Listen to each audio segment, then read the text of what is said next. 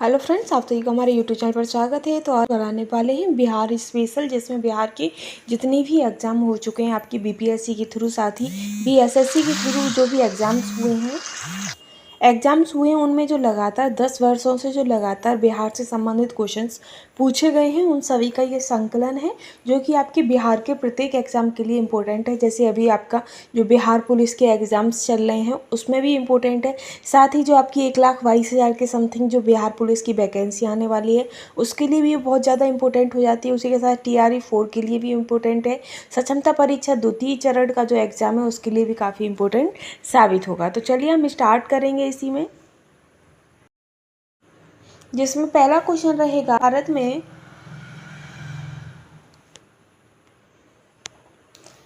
भारत में जनसंख्या के अनुसार तीसरा एवं क्षेत्रफल के अनुसार 12वां राज्य कौन सा है। तो भारत में जो जनसंख्या के हिसाब से और क्षेत्रफल के अनुसार जो 12वां राज्य है वो आपका बिहार है। कौन सा है? बिहार है। ठीक है। नेक्स्ट आता है कि 2011 की जनगणना के अनुसार बिहार की कुल जनसंख्या में पुरुष व महिलाओं की संख्या कितनी है। तो महिलाओं और पुरुष की जो जनसंख्या है उसमें जो उनकी संख्या है 5,42,78,157 है। ठीक है। वहीं अगर महिलाओं की बात करें तो 4,98,21,295 है। ठीक है। आगे रहेगा आपका नेक्स्ट क्वेश्चन इसी सीरीज में कि बिहार में प्रति 1000 पुरुषों पर महिलाओं की सबसे कम संख्या वाला जिला कौन सा है। तो बिहार में जो प्रति 1000 पुरुषों पर जो महिलाओं की सबसे कम जनसंख्या वाला जो जिला है वो आपका मुंगेर है। ठीक है। आगे है कि बिहार का वह जिला कौन है जहां महिलाओं की संख्या पुरुष की संख्या से अधिक है। तो वो आपका गोपालगंज है। जहां पर जो महिलाओं की संख्या है वो पुरुषों से अधिक है, वो भोपाल है। ठीक है। आगे चलेंगे नेक्स्ट क्वेश्चन पर। तो नेक्स्ट है कि 2011 की जनगणना के अनुसार भारत की जनसंख्या का 8.7 कितना 8.07 परसेंटेज बिहार राज्य में निवास करती है। जो 2011 की जनगणना हुई थी तो उसके अनुसार जो भारत की जनसंख्या है उस जनसंख्या के 8.07% सिर्फ और सिर्फ बिहार में ही निवास करती है। आगे है कि 2001 और 11 के दशक में बिहार की जनसंख्या वृद्धि दर कितनी रही है। तो जो 2001 से 2011 के मध्य जो बिहार की जनसंख्या वृद्धि दर है वो 21.54% रही है। ठीक है। आगे है नेक्स्ट क्वेश्चन कि वर्ष 2011 की जनगणना के अनुसार बिहार के जिलों का कौन सा समूह जनसंख्या घनत्व का सही अवरोही क्रम है। तो जनसंख्या घनत्व का सही अवरोही क्रम में आपका पहले शिवहर आएगा, फिर पटना, फिर दरभंगा, फिर वैशाली। ठीक है। और फ्रेंड्स ये आपको करना क्या है, इस वीडियो को आप 2-3 बार रिपीट कर ले तो काफ़ी है। ठीक है। आगे है कि 2011 की जनगणना के अनुसार बिहार के किस जिले की जनसंख्या का घनत्व सर्वाधिक है।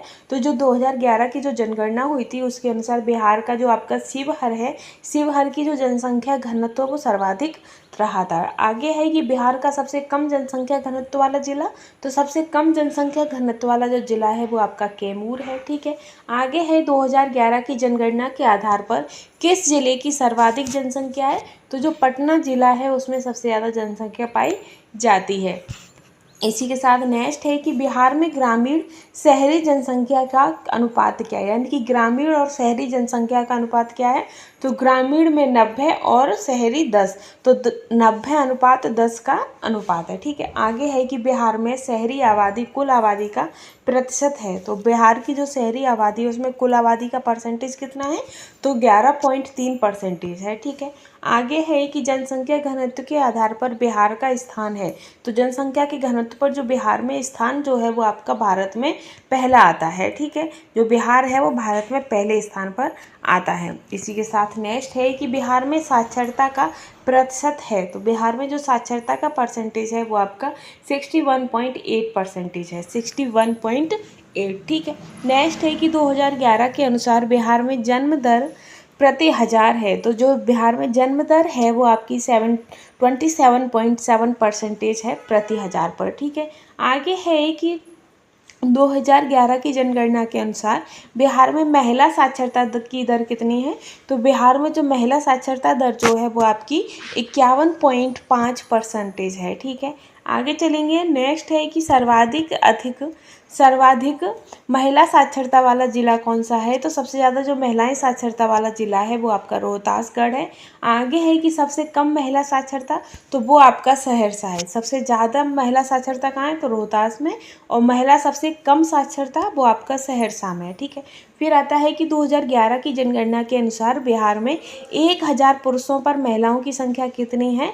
तो जो 2011 की जनगणना है उसके अनुसार बिहार में 1000 पुरुषों पर 918 महिलाएं हैं। ठीक है। आगे रहेगा नेक्स्ट क्वेश्चन कि पटना स्थित गोल घर का निर्माण कब किया गया था? तो जो पटना स्थित गोल घर का जो निर्माण है वो 1786 में किया गया था। कब? 1786 में। ठीक है। आगे है कि जैन धर्म के प्रवर्तक महावीर स्वामी का जन्म स्थान कहाँ था? तो जो जैन महावीर स्वामी है उनका जो जन्म स्थान है वो आपका कुंडग्राम है। कहाँ पर है? कुंडग्राम में। ठीक है। नेक्स्ट है कि वर्धमान महावीर ने कहाँ निर्वाण प्राप्त किया था? तो जो पावापुरी है, पावापुरी में महावीर स्वामी जी हैं, उन्होंने निर्वाण यानी कि मृत्यु या मोक्ष को प्राप्ति की थी। ठीक है। आगे रहेगा आपका नेक्स्ट क्वेश्चन कि राजगृह का पुराना नाम क्या है? तो जो राजगृह है, राज का पुराना नाम जो है वो गिरिव्रज है। ठीक है। आगे है कि मुखदुम कुंड कहाँ स्थित है? तो जो मुखदुम कुंड है वो आपका राजगृह में ही स्थित है, जिसका पुराना नाम गिरिव्रज है। आगे है कि किस नगर में सूर्य मंदिर स्थित है? तो सूर्य मंदिर आपका देव में है। ठीक है। आगे है कि वह नालंदा महाविहार जिसके लिए विख्यात है? तो जो नव नालंदा महाविहार है वो आपका हुएंगसांग स्मारक के लिए प्रसिद्ध है। किसके लिए? हुएंगसांग स्मारक के लिए जो आपका नव नालंदा महाविहार है वो विख्यात है या प्रसिद्ध है। ठीक है। आगे रहेगा आपका नेक्स्ट क्वेश्चन कि बोध गया में बोधि वृक्ष अपने वंश की किस पीढ़ी का है? तो जो बोध गया में जो बोधि वृक्ष है वो चतुर्थ पीढ़ी का है। ऐसा नहीं कि जो महावीर जी का जो जन्म हुआ था तब जो पीपल के पेड़ के नीचे वही पेड़ नहीं चलता आ रहा है, उन्हीं के जो वंशज हैं वो हर जैसे जैसे जो पीपल का पेड़ होता है नष्ट हो जाता है, उसके बाद वो फिर से उसी जगह पर पीपल का पेड़ लगा देते हैं। तो अभी जो पीपल का पेड़ लगा हुआ है वो चतुर्थ वंश का पीपल का पेड़ है। ठीक है। आगे चलेंगे। नेक्स्ट क्वेश्चन है कि बिहार के किस पर्यटन केंद्र पर गर्म जल के अनेक स्रोत हैं? तो जो गर्म जल के जो अनेक स्रोत हैं वो आपके राजगीर में है। कहाँ पर है? राजगीर में। ठीक है। इसी के साथ नेक्स्ट है कि विष्णुपद मंदिर कहाँ स्थित है? तो जो विष्णुपद मंदिर है वो आपका गया में स्थित है। आगे रहेगा कि बिहार की प्रचलित कला है। तो बिहार की जो प्रचलित कला है वो आपकी मधुबनी पेंटिंग है। मधुबनी पेंटिंग में होता क्या है कि इसमें प्राकृतिक कलर्स यूज किए जाते हैं, जैसे कि चावल का जो माड़ होता है उसमें मिक्सर जो प्राकृतिक कलर होते हैं उनको मिक्स करके ये पेंटिंग की जाती है। ठीक है। आगे है कि बिहार का प्रसिद्ध पर्व है। तो बिहार का प्रसिद्ध पर्व कौन सा है? तो वो आपकी छठ पूजा है। छठ पूजा में क्या होता है? ये छठ जो पूजा होती है इसमें जो लेडीज़ें होती हैं वो अपने बच्चों के लिए लंबी उम्र के लिए ये व्रत रखती हैं, और ये व्रत काफ़ी लंबा और काफ़ी मान्यतापूर्ण भी ये व्रत रखा जाता है। ठीक है। आगे रहेगा आपका नेक्स्ट क्वेश्चन कि जगदीशपुर के किस व्यक्ति ने 1857 ईस्वी के विप्लव में क्रांतिकारियों का नेतृत्व किया है? तो वो आपके जगदीशपुर से कुंवर सिंह है। और ये कुंवर सिंह से 1857 की क्रांति से संबंधित काफ़ी क्वेश्चन पूछे जाते हैं घुमा फिरा के ही, जैसे कि पूछ लेंगे कि 1857 में जो वह कौन से बिहारी क्रांतिकारी थे जो बिहार से सम्मिलित हुए थे? तो वो भी आपके कुंवर सिंह है। और बिहार के किस जिले से? तो वो आपके जगदीशपुर आ जाएगा। तो इस तरीके के क्वेश्चन घुमा फिरा के पूछ लेते हैं। ठीक है। फिर आता है कि कुंवर सिंह राजा थे। तो जो कुंवर सिंह राजा थे वो आपके जगदीशपुर के राजा थे। ठीक है। आगे रहेगा कि कुंवर सिंह के विरुद्ध आरा में अंग्रेजी फौज का नेतृत्व करने वाला पहला सेनानायक कौन था? तो जो कुंवर सिंह के विरुद्ध जो आरा में अंग्रेजी फौज का जो नेतृत्व करने वाले जो पहले सेनानायक थे वो आपके कैप्टन डनवर थे। कौन थे? कैप्टन डनवर थे। ठीक है। आगे हम बढ़ेंगे नेक्स्ट क्वेश्चन पर। तो नेक्स्ट क्वेश्चन है आपका कि बिहार में 1857 की क्रांति के नेता कुंवर सिंह का देहांत कब हुआ था? तो जो कुंवर सिंह थे उन्होंने 1857 की क्रांति में भाग लिया था और 9 मई 1858 में उनकी मृत्यु हो गई थी। ठीक है। आगे है कि राजकुमार शुक्ला किस गांव के निवासी थे? तो जो राजकुमार शुक्ला हैं वो आपके मुरली भरहवा के निवासी थे। मुरली भरहवा। ठीक। आगे है कि स्वामी सहजानंद का संबंध था। तो स्वामी सहजानंद का संबंध किससे है? तो वो बिहार के किसान आंदोलन के साथ किसान आंदोलन जो हुआ था उसके साथ स्वामी सहजानंद का संबंध है। आगे है कि चंद्रगुप्त मौर्य के गुरु कौन थे, तो चंद्रगुप्त मौर्य के जो गुरु हैं वो चाणक्य हैं। चाणक्य जिनका नाम आपका विष्णुगुप्त और कौटिल्य है। ठीक है, आगे रहेगा आपका नेक्स्ट क्वेश्चन कि बिहार की कुल श्रम शक्ति में कृषि श्रमिकों का अनुपात कितना है। तो बिहार की जो कुल श्रम शक्ति है उसमें जो कृषि श्रमिकों का जो अनुपात है या जो हिस्सा है वो आपका 48.18 है। ठीक है, 48.18। नेक्स्ट है कि बिहार एवं उत्तर प्रदेश राज्यों की संयुक्त सिंचाई परियोजना है। तो बिहार एवं उत्तर प्रदेश राज्यों की जो संयुक्त सिंचाई परियोजना है वो आपकी गट्टक परियोजना है, गट्टक परियोजना। ठीक है, आगे रहेगा नेक्स्ट क्वेश्चन है कि बिहार की कौन सी नदी पर बहुउद्देशीय परियोजना का निर्माण कार्य किया गया है। तो जो बिहार की कोसी नदी है उस पर बहुउद्देशीय परियोजना का निर्माण किया गया है। और बिहार का शोक भी आपकी कोसी नदी को ही कहा जाता है, क्योंकि ये जो नदी है ये काफ़ी बार अपने जो इनका मार्ग है वो चेंज करती हैं, जिसकी वजह से वहाँ पर आपदा जैसी स्थिति बन जाती है। नेक्स्ट है कि किस फसल के उत्पादन में बिहार देश अग्रणी है। तो जो मखाना की जो खेती होती है वो बिहार में सबसे ज़्यादा होती है। ठीक है, नेक्स्ट है कि बिहार में राष्ट्रीय मार्गों की कुल लंबाई कितनी है। तो बिहार में जो राष्ट्रीय मार्गों की जो लंबाई है वो 3740 किलोमीटर है। कितनी है, 3740 किलोमीटर। ठीक है, आगे चलेंगे हम नेक्स्ट क्वेश्चन पर। तो नेक्स्ट रहेगा कि पूर्वी मध्य रेलवे क्षेत्र का मुख्यालय कहाँ स्थित है। तो पूर्वी मध्य रेलवे का जो मुख्यालय है वो हाजीपुर में स्थित है। इसके साथ ही नेक्स्ट है कि बिहार में केला उत्पादन का प्रसिद्ध क्षेत्र कौन सा है। तो जो हाजीपुर है, हाजीपुर में जो केला उत्पादन काफ़ी अच्छी मात्रा में होता है वो प्रसिद्ध क्षेत्र भी है। इसी के साथ है कि मखाना की खेती के लिए देश अग्रणी है। तो मखाना की खेती के लिए जो देश नहीं होगा, राज्य हो सकता है जो अपने भारत का कौन सा राज्य अग्रणी है, तो वो आपका बिहार है। ठीक है, इसी के साथ नेक्स्ट है कि मूल रूप से बिहार शब्द का अर्थ क्या है। तो बिहार शब्द से जो अर्थ है वो आपका बौद्ध मठ है, यानी कि जो बौद्ध होते थे, बौद्ध धर्म के जो अनुयायी जो होते थे, जो ऋषि संत, तो वो बिहारों में रहते थे। जहाँ वो रहते थे उस चीज़ को बिहार कहा जाता था, उनके रहने का स्थान। तो इसीलिए जो बिहार का अर्थ क्या हो जाता है, उसी को फिर बाद में चेंजमेंट करके वहाँ का नाम ही बिहार पड़ गया था। ठीक है, आगे है कि प्रथम मगध साम्राज्य का उत्कर्ष किस शताब्दी में हुआ है। तो जो प्रथम मगध साम्राज्य था उसका जो उत्कर्ष है वो आपकी ईसवी पूर्व 6ठी शताब्दी में हुआ था। कब, 6ठी शताब्दी में। ठीक है, नेक्स्ट है कि ईसा पूर्व 6ठी शताब्दी में विश्व की प्रथम गणतंत्रात्मक व्यवस्था कहाँ थी। तो विश्व की जो प्रथम गणतंत्रात्मक जो व्यवस्था है वो आपकी वैशाली में थी। ठीक है, पहले जो बिहार था वो काफ़ी अच्छा समृद्ध राज्य था, लेकिन बाद में धीरे धीरे जो अंग्रेजों के आक्रमण हुए और विदेशी आक्रमण, उसकी वजह से इसकी स्थिति थोड़ी डाउन हो गई। लेकिन सबसे पहले जो इंडिया का बेहतरीन जो देश राज्य था वो आपका बिहारी होता था। जैसे कि आपके अशोक सम्राट हैं, चंद्रगुप्त मौर्य हैं, ये सभी बिहारी के थे। ठीक है, आगे है कि बिहार का पहला गणतंत्र वैशाली में किसके द्वारा स्थापित किया गया था। तो जो पहला गणतंत्र है वो वैशाली में लिच्छवी के द्वारा स्थापित किया गया था। नेक्स्ट है कि चलहना कहाँ की राजकुमारी थी। तो जो चलहना है वो आपकी बज्जी और लिच्छवी की राजकुमारी थी। ठीक है, आगे है कि किस राजा ने वैवाहिक नीति अपनाकर अपने राज्य की स्थिति मजबूत की थी।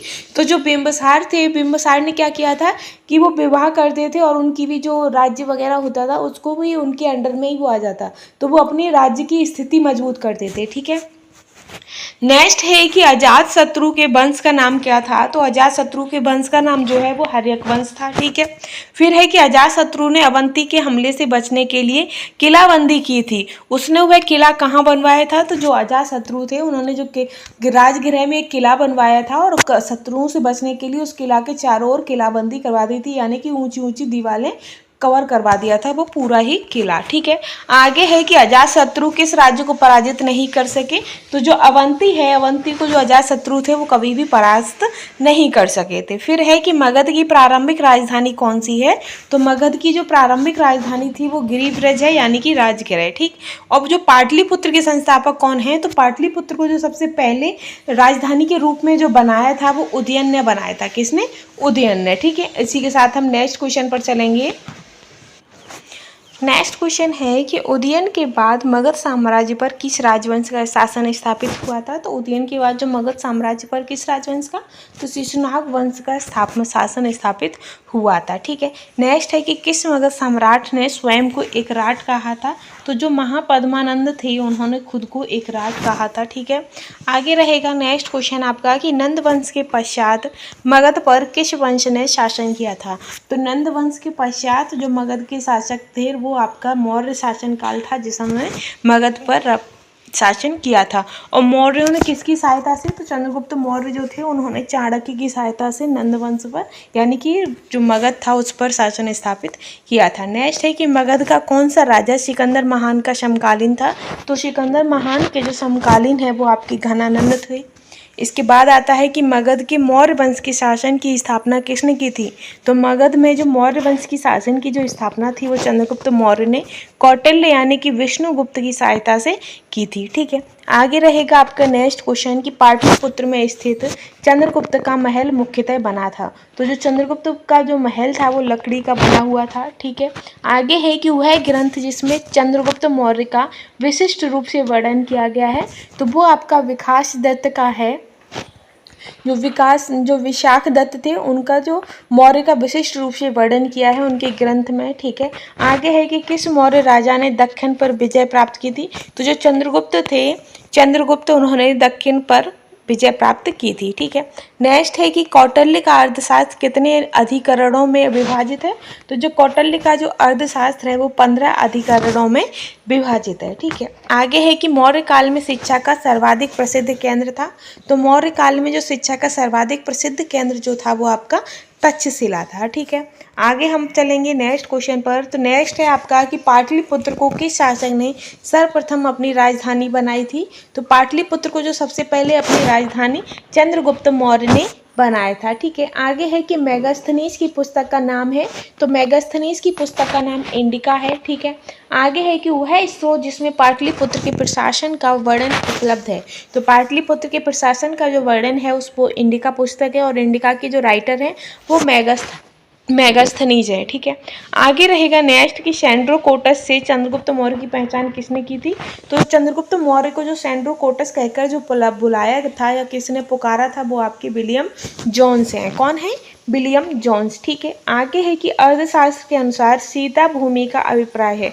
तो सीता किसे कहते थे, तो जनजातियों द्वारा जो जोती जाने वाली जो भूमि होती थी उसे सीता कहा जाता था। ठीक है। आगे है नेक्स्ट कि केवल वह स्तंभ जिसमें अशोक ने स्वयं को मगध का सम्राट बताया है। तो वह कौन सा स्तंभ है जहां पर अशोक ने खुद को मगध का सम्राट बताया था। तो वो आपका मस्की का लघु शिलालेख है। कौन सा है, मस्की का लघु शिलालेख। ठीक है।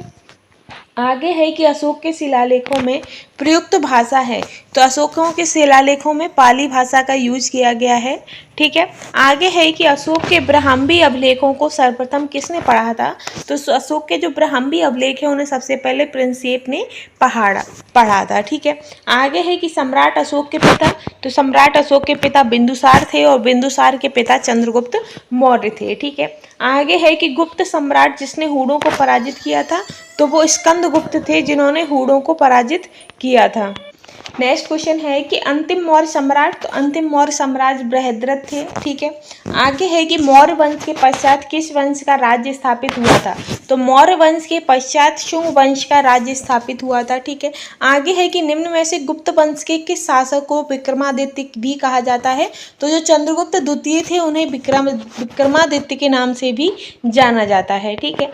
आगे है कि गुप्त वंश के किस शासक को भारत का नेपोलियन कहा जाता है। तो भारत का नेपोलियन समुद्रगुप्त को कहा जाता है। ठीक है। इसी के साथ नेक्स्ट क्वेश्चन है कि किस काल में बिहार की राजनीतिक शक्ति, शैक्षिक व सांस्कृतिक गरिमा खंडित हुई थी। तो जो मध्यकाल है, मध्यकाल में बिहार की राजनीतिक शक्ति और शैक्षिक व सांस्कृतिक जो गरिमा थी वो खंडित हुई थी। ठीक है। आगे आएगा नेक्स्ट कि किस मुगल सम्राट ने सर्वप्रथम बिहार को अपने साम्राज्य में मिलाया था। तो जो अकबर थे, अकबर ने सबसे पहले बिहार को अपने साम्राज्य में मिलाया था। ठीक है। नेक्स्ट है कि इल्तुतमिश ने बिहार में अपना प्रथम सूबेदार नियुक्त किया था। तो इल्तुतमिश ने जो बिहार में अपना प्रथम सूबेदार जो नियुक्त किए थे वो माली मलिक जानी को नियुक्त किया था, मलिक जानी। ठीक है, आगे है इसी में नेक्स्ट क्वेश्चन कि किस मुसलमान शासक ने शासनकाल में बिहार की खोई हुई प्रतिष्ठा आंशिक रूप से पुनः स्थापित की थी। तो जो शेर शाह सूरी के शासनकाल में बिहार की जो खोई हुई प्रतिष्ठा थी वो आंशिक रूप से पुनः स्थापित हुई थी। ठीक है, फिर आगे है कि किसने प्राचीन पाटलिपुत्र नगरी के स्थान पर पटना शहर बसाया था। पहले ये क्या था, पाटलिपुत्र था, फिर बाद में पटना शहर किसने बसाया था, तो वो आपके शेर शाह सूरी थे जिन्होंने पाटलिपुत्र नगरी को पटना शहर कर दिया था। ठीक है, नेक्स्ट है कि पटना को प्रांतीय राजधानी बनाया। तो प्रांतीय राजधानी शेर शाह सूरी ने पटना को बनाया था। फिर है कि मध्यकाल के किस शासक के शासनकाल में बिहार का समूचे उत्तर भारत में राजनीतिक प्रभाव रहा था। तो वो शेर शाह सूरी के शासनकाल में बिहार का समूचे उत्तर भारत में राजनीतिक प्रभाव रहा था। ठीक है, आगे है कि बिहार में सर्वाधिक लोकप्रिय सुल्तान कौन थे। तो बिहार के जो सर्वाधिक लोकप्रिय सुल्तान जो थे वो शेर शाह सूरी रहे थे। नेक्स्ट है कि नालंदा विश्वविद्यालय का वैभव किसके हाथों में नष्ट हुआ था। तो नालंदा विश्वविद्यालय का जो वैभव था वो बख्तियार खिजली के हाथों से नष्ट हुआ था। ठीक है, आगे है कि अकबर ने बंगाल तथा बिहार को पुनः साम्राज्य में मिलाया। तो जो अकबर थे उन्होंने बंगाल और बिहार को पुनः 1576 में अपने साम्राज्य में मिलाया था। ठीक है, आगे है कि दिल्ली सल्तनत एवं मुगल काल में बिहार का क्या महत्व था। तो इसका एकमात्र महत्व यह था कि यह भौगोलिक रूप से दिल्ली बंगाल के मध्य में स्थित हुआ करता था, इसीलिए इसे बिहार में दिल्ली सल्तनत में शामिल किया गया था क्योंकि ये बीच में पड़ता था। ठीक है, आगे रहेगा नेक्स्ट क्वेश्चन कि सम्राट शाह आलम द्वितीय ने ईस्ट इंडिया कंपनी को बंगाल, बिहार तथा उड़ीसा की दीवानी प्रदान की थी। अब क्वेश्चन आता है कि जो बंगाल, बिहार, उड़ीसा की जो दीवानी थी वो ईस्ट इंडिया कंपनी को किसने प्रदान की थी। तो शाह आलम द्वितीय ने ये दी थी, और कब, तो 12 अगस्त 1765 में। ठीक है, आगे आता है कि मुगलों के पतन के बाद बिहार किसके अधीन हुआ था। तो जब मुगलों का पतन हो गया था तो जो बिहार था वो बंगाल के नवाबों के अधीन आ गया था। ठीक है, इसी के साथ नेक्स्ट है कि बंगाल के किस नवाब ने मुंगेर को अपनी राजधानी बनाया था। तो मुंगेर को अपनी राजधानी के रूप में मीर कासिम ने बनाया था। ठीक है, आगे रहेगा नेक्स्ट क्वेश्चन इसी सीरीज में कि किस भारतीय को रॉबर्ट क्लाइव ने बिहार का नायब दीवान नियुक्त किया था। तो नायब दीवान सिताब राय को नियुक्त किया था। ठीक है, इसी के साथ नेक्स्ट है कि गोल घर का निर्माण किस गवर्नर जनरल के समय हुआ था। तो गोल घर का जो निर्माण है वो लॉर्ड कॉर्नवालिस के शासनकाल में हुआ था। ठीक है, आगे रहेगा नेक्स्ट क्वेश्चन कि 1830 के दशक में पटना नगर केंद्र था। तो 1830 के दशक में जो पटना नगर था तो वह बहावी आंदोलन का केंद्र बना था। ठीक है, नेक्स्ट है कि 1857 के विद्रोह का बिहार में 15 जुलाई 1857 से 20 जनवरी 1858 तक का केंद्र कौन बना था। तो जगदीशपुर बना था, और जगदीशपुर से 1857 की जो क्रांति थी वो उसका नेतृत्व कौन कर रहे थे, तो कुंवर सिंह कर रहे थे। ठीक है, आगे है कि पटना के 1857 के स्वतंत्रता संग्राम के नेता कौन थे। तो पटना से जो 1857 के जो स्वतंत्रता संग्राम के जो नेता थे वो पीर अली खान थे। कौन थे, पीर अली खान। ठीक है, आई होप आपको कंटेंट पसंद आ रहा होगा, क्वेश्चनों का लेवल भी अच्छा लग रहा होगा। नेक्स्ट है 1857 की क्रांति के बिहार के नेता थे। तो ये हमने आपको पहले ही बता दिया है कि कुंवर सिंह थे, और जगदीशपुर से भी आपके कुंवर सिंह ही है, क्योंकि जो जगदीशपुर के कुंवर सिंह जो थे वो वहाँ के राजा थे। ठीक है, आगे है कि 1866 और 86 के नील खेतिहारों के बिहार में हुए विद्रोह के क्षेत्र थे। तो जो नील खेतिहार यानी कि जो नील की खेती करते थे उन्होंने जो विद्रोह किया था उनका क्षेत्र क्या था, तो चंपारण और मुजफ्फरपुर था। ठीक है, नेक्स्ट है कि मुजफ्फरपुर में किंग्स फोर्ड की हत्या का प्रयास कब किया गया था। तो जो किंग्स फोर्ड की जो हत्या का प्रयास था वो मुजफ्फरपुर में 1908 में किया गया था। ठीक है, आगे है कि बिहार में परमानेंट सेटलमेंट लागू करने का कारण क्या था। तो बिहार में जो परमानेंट सेटलमेंट जो था वो जमींदारी प्रथा का निर्मूलन के लिए लागू किया गया था। ठीक है, आगे है कि बिहार में अलग प्रांत के लिए आंदोलन, जिसके परिणाम स्वरूप वर्ष 1911 में बिहार एवं उड़ीसा के नए प्रांत का निर्माण हुआ, का नेतृत्व किसने किया था। तो जो बिहार को जो अलग नया राज्य या नया प्रांत बनाने का जो पहल थी, जो आंदोलन किया जा रहा था वो किसके द्वारा, तो सच्चिदानंद सिन्हा के द्वारा। और जो सच्चिदानंद सिन्हा थे वो हमारे जो संविधान सभा है उसके अस्थायी सदस्य भी थे, और ये आपके बिहार से संबंधित थे। एक क्वेश्चन और पूछा जाता है कि संविधान के जो स्थायी सदस्य हैं वो कौन है, तो राजेंद्र प्रसाद थे। ये कहाँ से संबंधित है, तो ये राजेंद्र प्रसाद जो हैं वो भी बिहार के ही थे। कहाँ के थे, बिहार के थे। और जो हमारा बिहार है वो 1912 में एक अलग प्रांत बन गया था। ठीक है, आगे हम बढ़ेंगे, नेक्स्ट क्वेश्चन पर चलेंगे कि बिहार बंगाल से कब पृथक हुआ था। तो बिहार जो है वो बंगाल से 1912 में अलग हुआ था। ठीक है, नेक्स्ट है कि देवबंद के उस विद्वान का नाम बताइए जिन्होंने स्वतंत्रता आंदोलन में महत्वपूर्ण भूमिका निभाई थी। तो वो अब्दुल कलाम आज़ाद थे जिन्होंने स्वतंत्रता आंदोलन में महत्वपूर्ण भूमिका निभाई थी। ठीक है, नेक्स्ट आता है कि चंपारण नील आंदोलन के राष्ट्रीय नेता कौन थे। तो जो चंपारण नील आंदोलन के जो राष्ट्रीय नेता थे वो महात्मा गांधी थे, और उन्होंने नील की खेती की जो तिनकटिया प्रथा जो प्रणाली थी उसके विरुद्ध में ये चंपारण नील आंदोलन किया था। ठीक है, आगे रहेगा, नेक्स्ट क्वेश्चन है कि हजारीबाग में बिहारी स्टूडेंट्स कॉन्फ्रेंस का 16वां अधिवेशन हुआ था।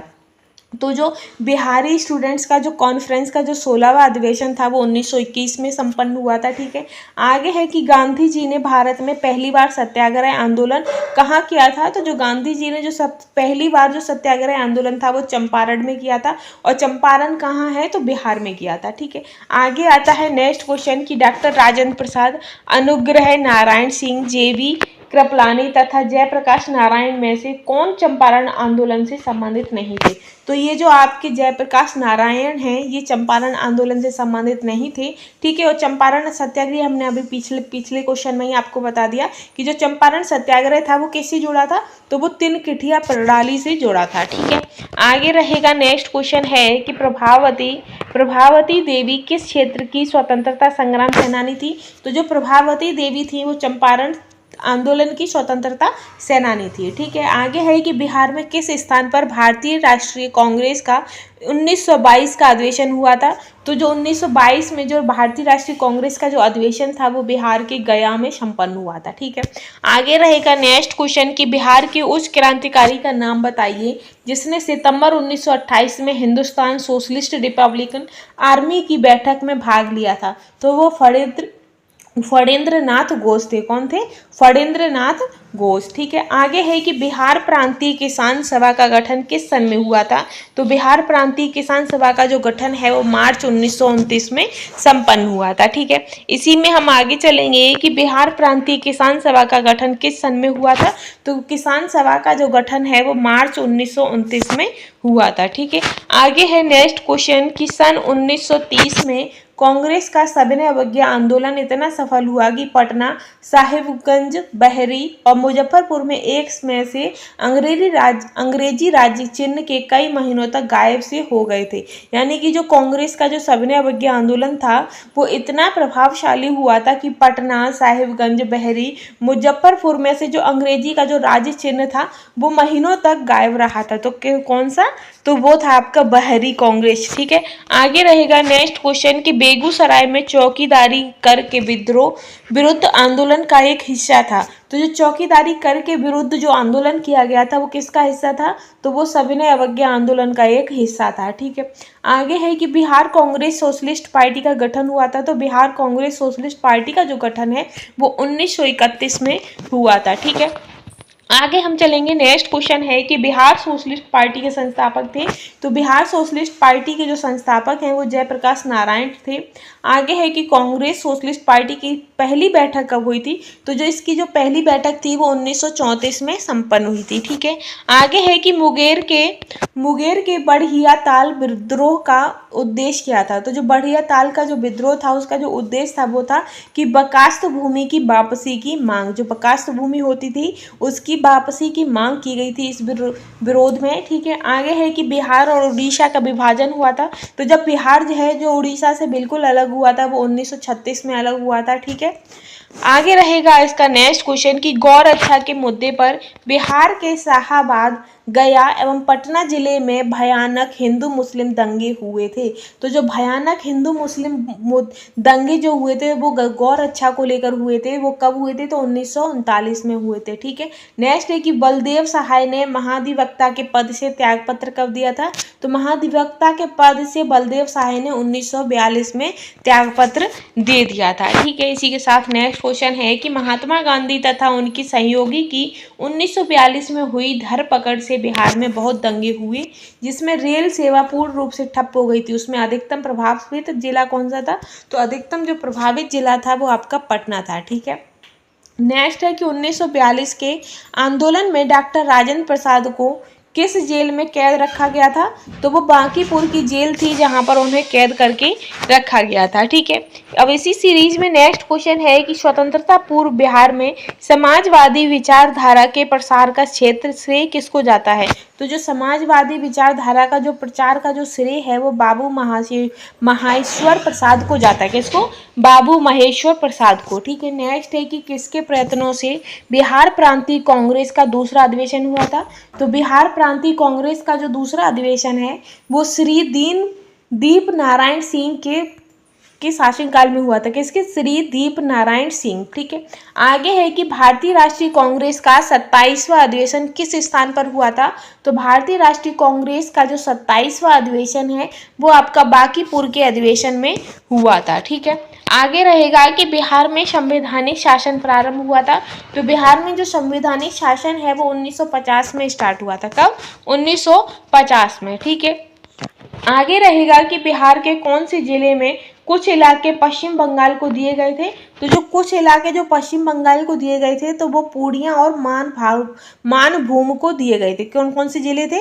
पूर्णिया और मानभूम। ठीक है, आगे है कि झारखंड बिहार से कब अलग हुआ था? तो बिहार से जो झारखंड है वो 15 नवंबर 2000 में अलग हुआ था। और उड़ीसा? तो उड़ीसा 1936 में अलग हुआ था। ठीक है, आगे है कि बोध गया में महाबोधि मंदिर बनाया गया था जहां पर। तो जो महाबोधि मंदिर है वो कहाँ बनाया गया है? जहां पर गौतम बुद्ध को ज्ञान की प्राप्ति हुई थी, पीपल के पेड़ के नीचे, वहीं पर महाबोधि मंदिर बनाया गया है। ठीक है, आगे है नेक्स्ट क्वेश्चन कि महात्मा बुद्ध ने अपना प्रथम धर्मचक्र परिवर्तन किस स्थान पर दिया था? यानी कि जो उनका पहला उपदेश था वो उन्होंने सारनाथ में दिया था और उनके पहले उपदेश को ही धर्मचक्र परिवर्तन कहा जाता है। ठीक है, आगे है कि द्वितीय बौद्ध संगति का आयोजन किस शासन में किया गया था? तो द्वितीय बौद्ध संगति का जो आयोजन है वो कालाशोक के शासनकाल में किया गया था। ठीक है, नेक्स्ट है कि तृतीय बौद्ध संगति का आयोजन कहाँ हुआ था? तो तृतीय बौद्ध संगति का जो आयोजन है वो पाटलिपुत्र में हुआ था। ठीक है, आगे चलेंगे नेक्स्ट क्वेश्चन पर। पाटलिपुत्र हो गया है। अब इसके बाद है कि चतुर्थ बौद्ध संगति का आयोजन किसके समय में हुआ था? तो जो चतुर्थ बौद्ध संगति का जो आयोजन है वो कनिष्क के शासनकाल में हुआ था। ठीक है, आगे है कि महात्मा बुद्ध ने पाटलिपुत्र के विनाश के जिन कारणों की भविष्यवाणी की थी उनमें सम्मिलित हैं। तो उनमें आपके अग्नि और जल भी सम्मिलित था। ठीक है, आगे है कि किस नगर में जापानियों ने विश्व शांति स्तूप का निर्माण कराया था? तो विश्व शांति स्तूप का जो निर्माण है वो राजगीर में कराया था। और किसने? तो जापानियों ने। ठीक है, नेक्स्ट है कि जैनियों के 24वें तीर्थकरों में से 21 तीर्थकरों ने कहाँ निर्माण प्राप्त किया है? तो जो जैन के कितने तीर्थकर हैं? तो वो 24 थे। और जो 21 तीर्थकरों ने कहाँ पर निर्माण प्राप्त किया था? तो पारसनाथ ने। ठीक है, आगे है कि जैन धर्म और बौद्ध धर्म के उपदेशों में समानता थी। तो उसमें दोनों के जो धर्म थे, जैन धर्म और बौद्ध धर्म, तो किस चीज की समानता थी? तो पशु बलि का विरोध किया गया था दोनों ही धर्मों में। ठीक है, आगे है कि बिहार महान धार्मिक केंद्र है। तो जो बिहार है वो सिखों का, जैनों का और बौद्ध, जो सिख, जैन और बौद्ध धर्मावली जो थे उनका वो महान धार्मिक केंद्र है। ठीक है, आगे है कि मेगास्थनीज का पाटलिपुत्र में आगमन हुआ। तो मेगास्थनीज का जो पाटलिपुत्र में जो आगमन था वो 315 ईसा पूर्व में हुआ था। और इंडिका किसकी पुस्तक है? तो इंडिका आपकी मेगास्थनीज की ही पुस्तक है। नेक्स्ट है कि चंद्रगुप्त मौर्य के दरबार में मेगास्थनीज को भेजने वाला शासक कौन था? तो जो सेल्यूकस निकेटर थे, सेल्यूकस निकेटर्स ने मेगास्थनीज को चंद्रगुप्त मौर्य के दरबार में एक राजदूत के रूप में भेजा था। ठीक है, आगे है नेक्स्ट क्वेश्चन कि मौर्यकालीन पाटलिपुत्र नगर प्रशासन के संबंध में जानकारी का प्रमुख साधन है। तो जो नगर प्रशासन के संबंध में जो जानकारी का जो प्रमुख साधन है वो इंडिका पुस्तक है। और इंडिका पुस्तक लिखी किसने थी? तो वो मेगास्थनीज ने लिखी थी। ठीक है, आगे है कि यूनानी दूत डिमाक्सिस का आगमन मगध के किस शासन के किस शासक के दरबार में हुआ था, किसका, डिमोक्सिस का। ठीक है, तो ये बिंदुसार के शासनकाल में आए थे। आगे है कि फाहियान किस राजा के शासनकाल में भारत आया था, तो जो फाहियान थे वो चंद्रगुप्त द्वितीय के शासनकाल में भारत आए थे। ठीक है, इसी के साथ नेक्स्ट क्वेश्चन है कि चीनी यात्री हुएंग ने किस विश्वविद्यालय में अध्ययन किया था, तो जो चीनी यात्री हुएंग थे उन्होंने नालंदा विश्वविद्यालय में अध्ययन किया था। है कि नालंदा विश्वविद्यालय की यात्रा करने वाला दूसरा सर्वाधिक महत्वपूर्ण चीनी यात्री कौन था, तो जो दूसरा महत्वपूर्ण चीनी यात्री इत सिंह थे। कौन थे, इत सिंह। और पहले हुएंग थे। ठीक है, आगे है कि नालंदा विश्वविद्यालय की स्थापना कब हुई थी, तो नालंदा विश्वविद्यालय की जो स्थापना है वो 5वीं शताब्दी में हुई थी। ठीक है, आगे रहेगा नेक्स्ट क्वेश्चन कि नालंदा विश्वविद्यालय की स्थापना का युग है, तो गुप्त काल के शासनकाल में नालंदा विश्वविद्यालय की स्थापना हुई थी। ठीक है, आगे है कि नालंदा विश्वविद्यालय किस लिए विश्व प्रसिद्ध है, तो जो नालंदा विश्वविद्यालय है वो बौद्ध धर्म दर्शन के लिए विश्व प्रसिद्ध है। ठीक है, नेक्स्ट है कि विक्रमशिला शिक्षा केंद्र के संस्थापक का नाम क्या है, तो विक्रमशिला जो शिक्षा केंद्र है उसकी जो संस्थापक है वो धर्मपाल हैं। ठीक है, आगे है कि विक्रमशिला विश्वविद्यालय की स्थापना कब हुई थी, तो 8वीं शताब्दी में हुई थी। नेक्स्ट है कि विक्रमशिला विश्वविद्यालय में किस विषय की पढ़ाई विशेष रूप से होती थी, तो जो विशेष रूप से जो पढ़ाई होती थी वो तंत्र विज्ञान की होती थी विक्रम विश्वविद्यालय में। ठीक है, फिर है कि विक्रमशिला कहाँ स्थित है, तो विक्रमशिला भागलपुर जिले के कहल गांव के निकट स्थित है। कहाँ पर, भागलपुर जिले के कहल गांव के निकट आपका विक्रमशिला विश्वविद्यालय स्थित है। ठीक है, नेक्स्ट है कि किस आधुनिक शहर का पुराना नाम औदंतपुरी है, तो जो बिहार शरीफ है, बिहार शरीफ का पुराना नाम औदंतपुरी था। ठीक है, नेक्स्ट है कि मध्यकालीन बिहार में आने वाले ईरानी यात्रियों में कौन एक धर्माचार्य थे, तो वो कौन थे, तो वो मुल्ला बहबहानी। कौन, मुल्ला बहबहानी जो थे वो ईरानी यात्रियों में आने वाले पहले धर्माचार्य थे। ठीक है, इसी सीरीज में हम आगे चलेंगे। तो आगे नेक्स्ट है कि बिहार आने वाला पहला अंग्रेज यात्री कौन था, तो बिहार में सबसे पहले रल्फ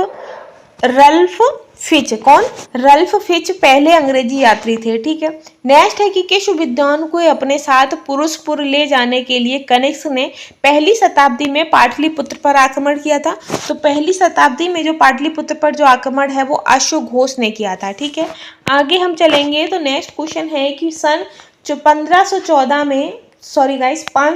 में हुर शासक मेहर कुल ने किसके शासनकाल में मगध पर आक्रमण किया था, तो नरसिंह गुप्त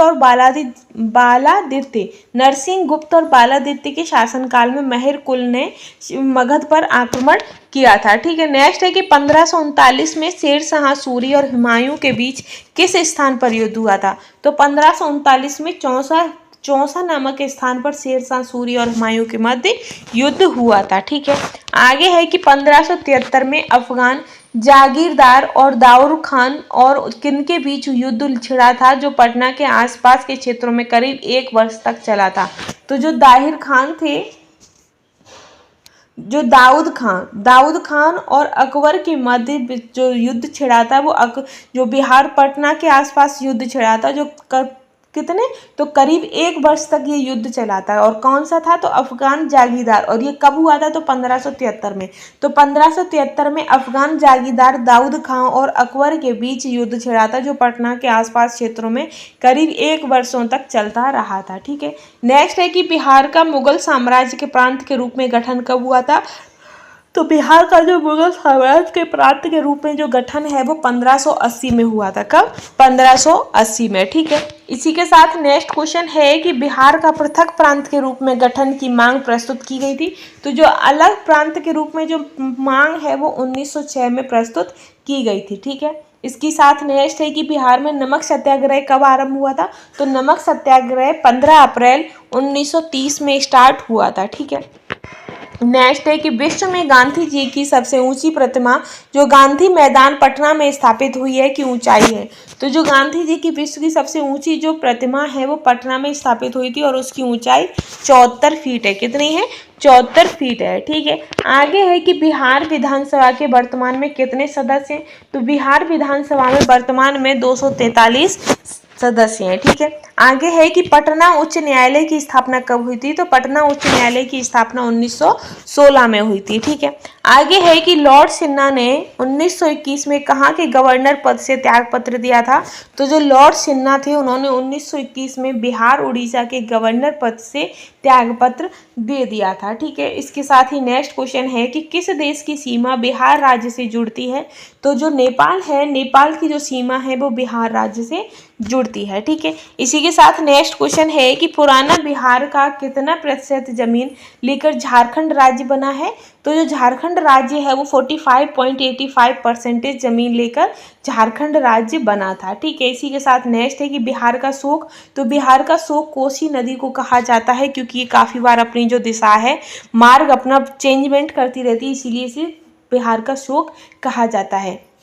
फिर है कि आम की वह प्रजाति जो केवल बिहार में ही पाई जाती है। तो जो सफ़ेदा आम है, सफ़ेदा आम की प्रजाति केवल और केवल बिहार में ही पाई जाती है। आगे है कि बिहार में कौन से समूह की नदियां गंगा अथवा उसकी सहायक नदियों में उत्तर की ओर आकर मिलती हैं। तो उत्तर की ओर गटक, कमला और बागमती आकर मिलती हैं। ठीक है, नेक्स्ट है आपकी कि कौन सी नदी बिहार और उत्तर प्रदेश के बीच सीमा रेखा बनाती है।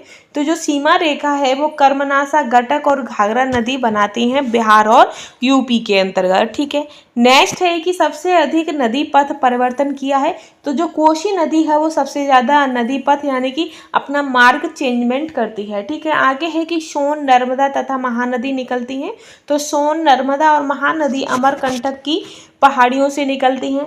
फिर आता है कि त्रिवेणी नहर में किस नदी से पानी आता है। तो त्रिवेणी जो नदी है उसमें, सॉरी गाइस, त्रिवेणी नहर जो है उसमें गटक नदी से पानी आता है। ठीक है, आगे है कि संपूर्ण बिहार राज्य स्थित है। तो संपूर्ण बिहार राज्य मैदानी क्षेत्र में स्थित है।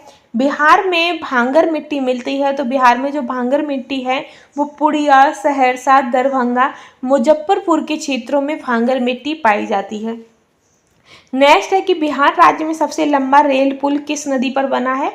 तो सबसे लंबा जो रेल पुल है वो सोन नदी पर बना है। ठीक है, आगे है कि बिहार के कुल भौगोलिक क्षेत्र का वनाज क्षेत्र लगभग है। वनाज क्षेत्र यानी कि बिहार के जो कुल भौगोलिक क्षेत्र है उस पर कितने क्षेत्र पर वन स्थित है। तो वन का जो मतलब वनों से घिरा हुआ है तो वो 6.6% है। ठीक है, आगे है कि बिहार की मुख्य खाद्यान्न फसल कौन सी है। तो बिहार में चावल, गेहूं, मक्का वहाँ की मुख्य खाद्यान्न फसल है। ठीक है, इसी के साथ नेक्स्ट है कि बिहार विधानसभा क्षेत्र में सदस्यों की संख्या कितनी है। तो 243 है। बिहार विधानसभा सदस्यों की संख्या कितनी है। तो 75 है। लोकसभा क्षेत्रों की संख्या कितनी है। तो 40 है। राज्यसभा सदस्यों की संख्या कितनी है। तो 16 है। लोकसभा में जो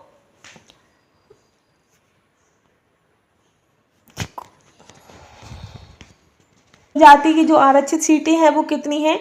तो 6 हैं। विधानसभा में जो अनुसूचित जनजाति के लिए जो आरक्षित सीटें हैं वो 40 हैं। ठीक है, फिर आता है कि पंचायत सदस्यों की कुल संख्या कितनी है। तो वो आपकी 1,16,023 है। ठीक है, इसके बाद है कि पंचायत मुखियों की जो कुल संख्या वो कितनी है। तो वो 8,447 है, 37 है जो कि मुखियों की संख्या है। फिर आता है कि क्षेत्रफल की दृष्टि से सबसे बड़ा जिला कौन सा है बिहार का। तो वो पश्चिमी चंपारण है। और क्षेत्रफल की दृष्टि से सबसे छोटा जिला कौन सा है बिहार का। तो शिवहर है। जनसंख्या, सर्वाधिक जनसंख्या वाला जिला तो पटना है। सबसे कम जनसंख्या तो शेखपुर में है। 10 की वृद्धि वाला जिला तो मेदपुरा है। और सबसे कम 10 की वृद्धि वाला जिला तो वो गोपालगंज है। नेक्स्ट है आपका कि सर्वाधिक जनसंख्या घनत्व वाला तो शिवहर है। सबसे कम जनसंख्या घनत्व वाला तो कैमूर है। सर्वाधिक लिंगानुपात वाला जिला गोपालगंज है। सबसे कम लिंगानुपात वाला जिला मुंगेर है। सर्वाधिक साक्षरता जिला कौन सा है। तो रोहतास। फिर है कि सबसे कम साक्षरता वाला जिला कौन सा है। तो पूर्णिया है। तो ये जो आपके स्पेशल बिहार के संबंधित जो क्वेश्चन थे, मोस्ट इंपॉर्टेंट क्वेश्चन एक ही वीडियो में हमने सारे कवर कर लिए, जो कि आपके बिहार के सभी एग्जामों के लिए काफ़ी इंपॉर्टेंट है। कंटेंट आपको पसंद आया हो, वीडियो पसंद आई हो तो चैनल के साथ बने रहिएगा और सब्सक्राइब करना बिल्कुल ना भूलिएगा। आज के लिए बस इतना ही। Thanks for watching.